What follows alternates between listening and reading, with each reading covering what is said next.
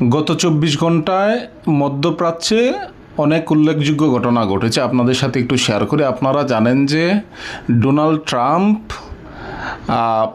একটা ভয়াবহ হামলার হুমকি দিয়েছিল গতকালকে, যে আমরা ইরানে একটা ভয়াবহ হামলা চালাবো, এবং তারই পরিপ্রেক্ষিতে মধ্যপ্রাচ্যে বিভিন্ন ধরনের ওয়ার্নিং লেটার জারি করেছিল। আপনারা জানেন যে মধ্যপ্রাচ্যের ভিতরে যেখানে আমেরিকান নাগরিক রয়েছে তাদেরকে মধ্যপ্রাচ্য ত্যাগ করার জন্য বলা হয়েছিল। সবাই ধারণা করতেছিল যে এটা একটা বড় ধরনের ভয়ঙ্কর অ্যাটাক করা হবে আগামী কয়েক ঘন্টার ভিতরে। কিন্তু আজকে যেটা জানা গেল, ডোনাল্ড ট্রাম্প তার এই সিদ্ধান্ত থেকে সরে এসেছে।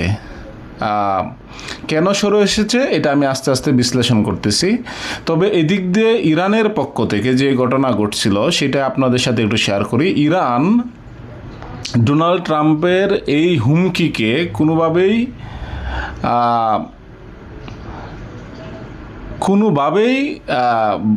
ভয় তো পাই নাই, পাশাপাশি উল্টা তারাও যেটা বলেছে যে আমরাও মধ্যপ্রাচ্যের বিভিন্ন জায়গায় হামলা চালাবো, এই ধরনের একটা লিস্টও দিয়েছিল। পাশাপাশি আপনারা জানেন যে ইরানের যে ফরেন মিনিস্টার আব্বাস আরাকচি, সে এইখানে পাকিস্তান সহ বিভিন্ন দেশের, তুর্কি এবং সৌদি আরবের ফরেন মিনিস্টার সবাইকে একবারে ডিরেক্টলি কল দিয়েছে। কল দিয়ে বলেছে যদি আমাদের উপরে কোনো ধরনের ভয়াবহ আক্রমণ চালানো হয় আমরাও তোমাদের উপর আক্রমণ চালাবো।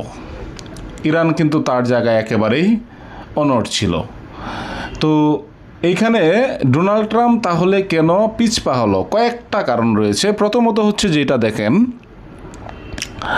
এখানে আমেরিকান যে সেন্ট্রাল কমান্ড সেন্টকম যেটা বলল, একটা ওয়ার্নিং দিল ডোনাল্ড ট্রাম্পকে যে আমরা ইসরায়েল এবং মধ্যপ্রাচ্যে আমাদের যে মিত্ররা রয়েছে তাদেরকে বাঁচাতে এই যে অ্যাটাকটা যদি করি, আমাদের কাছে পর্যাপ্ত পরিমাণের স্টক পাইল নাই, আমরা এটা পারবো না, আমরা কাভার দেওয়া আমাদের পক্ষে সম্ভব না। যখন এটা মিলিটারির পক্ষ থেকে এত বড় একটা ওয়ার্নিং দেওয়া হয় তখন ডোনাল্ড ট্রাম্পকে অবশ্যই ভাবতে হয় যে আমি এখানে অ্যাটাক চালালে আদৌ আমাদের পরবর্তীতে যে সক্ষমতা দরকার এইটা আমাদের আছে কিনা, এটা কিন্তু ডোনাল্ড ট্রাম্প তাকে বারবার চিন্তা করতে হবে। দ্বিতীয়ত দেখেন, সৌদি আরবের এমবিএস মোহাম্মদ বিন সালমান, পাশাপাশি তুর্কি, কাতার, অনেকগুলা দেশ, স্পেশালি সৌদি আরবের মোহাম্মদ বিন সালমান, সে ডিরেক্টলি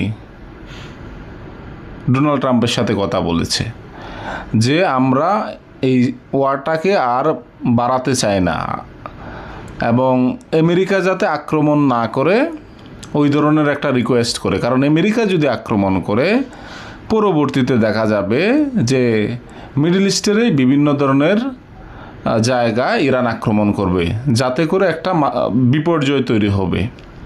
এটা স্পেশালি সৌদি আরবের প্রিন্স ডোনাল্ড ট্রাম্পকে রিকোয়েস্ট করে। পাশাপাশি অন্যান্য দেশও এইখানে ডোনাল্ড ট্রাম্পকে আক্রমণ না করতে রিকোয়েস্ট করে। তারপরে দেখেন আরও কিছু বিষয় এখানে চলে আসছে। ইসরায়েল এই মুহূর্তে দেখেন, ইসরায়েল এই মুহূর্তে একটা মানে হতাশাজনক অবস্থায় রয়েছে। কারণ ইসরায়েল চায় ডোনাল্ড ট্রাম্প আমেরিকা ইরানের সাথে যুদ্ধ করুক এবং এটা ব্যাপক আকারে হামলা চালাক, এটা ইসরায়েল চায়। এবং ইসরায়েল এমনকি বিভিন্ন ধরনের মিস ইনফরমেশনও ছড়াচ্ছিল, যেমন ডোনাল্ড ট্রাম্পের সাথে নাকি সরাসরি কথা হচ্ছে ইরানের চুক্তি করার জন্য। পাশাপাশি হচ্ছে স্ট্রেইট অফ হরমুজে ইরানিয়ান ওয়াটার দিয়ে জাহাজ যাবে, তারপরে ওমানি ওয়াটার দিয়ে জাহাজ বের হবে, আউট হবে। তো এইটাকে মানে স্ট্রেইট অফ হরমুজ নিয়ে এক ধরনের কথাবার্তা চলতেছে এমনটা দাবি করা হয়। তবে ইরান এটাকে ডিরেক্টলি মানে মিথ্যা একটা তথ্য বলে দাবি করেছে যে আমরা এই ধরনের কোনো চুক্তিতে যাচ্ছি না বা নেগোসিয়েশনে আমরা যাচ্ছি না। স্ট্রেট অফ হরমুজ আমাদের এইখানে আমাদের অবস্থান আগে যা ছিল এখনও তাই। আরও কিছু বিষয় আছে, ধরেন ইরানের পক্ষ থেকে তাদের যে অবস্থান এটা আসলে কোনোভাবেই মানে পরিবর্তন হচ্ছে না, স্পেশালি স্ট্রেট অফ হরমুজের ব্যাপারে, এবং তারা এটাকে কোনোভাবেই ভয় পাচ্ছে না। আমেরিকার যে আসলে আগ্রাসন যেটাকে বলা হয়, আক্রমণ, হামলা, এটা কোনোভাবেই ওনারা ভয় পাচ্ছে না। উল্টো আপনারা জানেন যে গত 24 ঘন্টায় আমেরিকার ইরানে বসে আমেরিকার বিভিন্ন জায়গায় সাইবার হামলা চালানো হয়। আপনারা জানেন যে আমেরিকার প্রায় 7টা স্টেটে ওয়াটার সাপ্লাইয়ে, ওয়াটার সিস্টেমে ইরানিয়ান মানে ধারণা করা হচ্ছে ইরানের পক্ষ থেকে এখানে সাইবার হামলা চালানো হয়েছে। এটা FBI সহ আমেরিকান আরও গোয়েন্দা সংস্থা যারা এটা মোটামুটি নিশ্চিত করেছে যে ইরান এই হামলাটা চালিয়েছে, এবং এতে আমেরিকার যে স্টেটগুলোতে ওয়াটার সিস্টেমে বা ওয়াটার সাপ্লাই সিস্টেমে আক্রমণটা চালিয়েছে, এতে বিভিন্ন ধরনের পাবলিক হেলথ ইস্যু হতে পারে। এবার চিন্তা করেন, ইরানে বসে তারা সরাসরি আমেরিকাতে হামলা চালিয়েছে। তো ইরান তার জায়গা আসলে অনর, কিন্তু আমেরিকা আসলে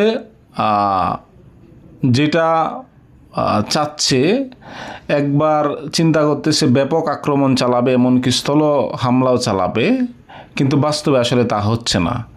যখনই তারা ক্যালকুলেশনে যাচ্ছে, আপনারা জানেন যে কয়েকদিন আগেও ইরান যে একটা সারপ্রাইজ অ্যাটাক করেছিল, এতেও কিন্তু আমেরিকা ভালো করে ক্যালকুলেশন করে ফেলেছে যে ইরান কিভাবে, আপনারা জানেন যে এখানে ইরান দাবি করেছিল F-35 3টা ডেস্ট্রয় করছে, পাশাপাশি অনেক সৈন্য নিহত হয়েছে। তো এই যে আক্রমণটা ছিল, এই আক্রমণ থেকে মোটামুটি আমেরিকাও ধারণা পেয়ে গেছে যে না, ইরানের সক্ষমতা আমরা যা চিন্তা করি তার চাইতেও অনেক বেশি। তো মোটামুটি আপাতত বলা চলে হয়তোবা ওই ধরনের আক্রমণ হবে না। সবাই ধারণা করেছিল হয়তোবা এটা একটা বিশাল আক্রমণ হবে। এই যাবৎকালে যত আক্রমণ ছিল তার চাইতে সবচেয়ে বড় আক্রমণ হবে এই ডোনাল্ড ট্রাম্পের হুমকি দেওয়ার পর। কারণ এখানে বিভিন্ন জায়গায় আপনারা জানেন যে ওয়ার্নিং লেটার ইস্যু করেছিল, তাদের নাগরিকদের সরার জন্য বলেছিল। তো সব কিছু মিলায়া তো ফাইনালি আর এই অ্যাটাকটা হয়তোবা হচ্ছে না। তারপরও বলা যায় না, কারণ প্রতিনিয়ত আপনারা জানেন যে যুদ্ধের সময় প্রতিনিয়ত সিদ্ধান্ত পরিবর্তন হয়। তো দেখা যাক কি হয়। তো মোটামুটি আজকের আপডেট এই পর্যন্তই। ধন্যবাদ সবাইকে।